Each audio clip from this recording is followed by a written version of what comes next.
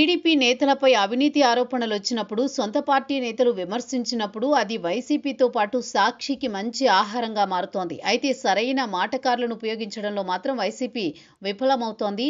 Vijayawada MP Kesineni చిన్నిపై Tiruvuru MLA Kolikapudi Srinivasarao సంచలన వ్యాఖ్యలు చేశారు. పార్టీ టికెట్ కోసం తన వద్ద డబ్బులు వసూలు చేశారని ఆరోపించారు. అది మొదలు వైఎస్ఆర్ కాంగ్రెస్ పార్టీకి అది ఒక ఆహారంగా మారింది.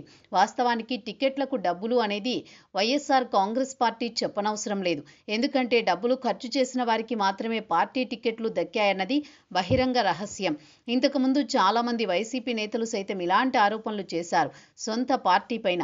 అయితే ఆరోపణలు వచ్చింది కేశినేని చిన్నిపై. ఇక్కడ రంగంలోకి దిగాల్సింది ఆయన సోదరుడు కేశినేని నాని.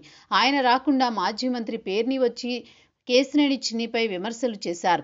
టీడీపీకి, కూటమి ప్రభుత్వం పైన విమర్శలు చేసేందుకు వైసీపీ పార్టీ పేర్ని నాని తప్ప మరొకరు దొరకరా అనే ప్రశ్న వినిపిస్తోంది. ఆయన లాజిక్గా మాట్లాడతారు. ప్రతి అంశంలో లాజిక్లు వెతుకుతారు. కానీ పదే పదే ఆయన మీడియా ముందుకు రావడం, చేసిన విమర్శలే చేయడం, దానికి ఆయన దీర్ఘకాలు పలకడం మరి ఎబ్బెట్టుగా మారుతోంది. వాస్తవానికి ఎంపీ కేశినేని చిన్నిపై ఇంతెత్తున ఎగిసిపడిన ఆయన సోదరుడు నాని ముందుకు రాకపోవడం మాత్రం పలు అనుమానాలకు తావిస్తోంది.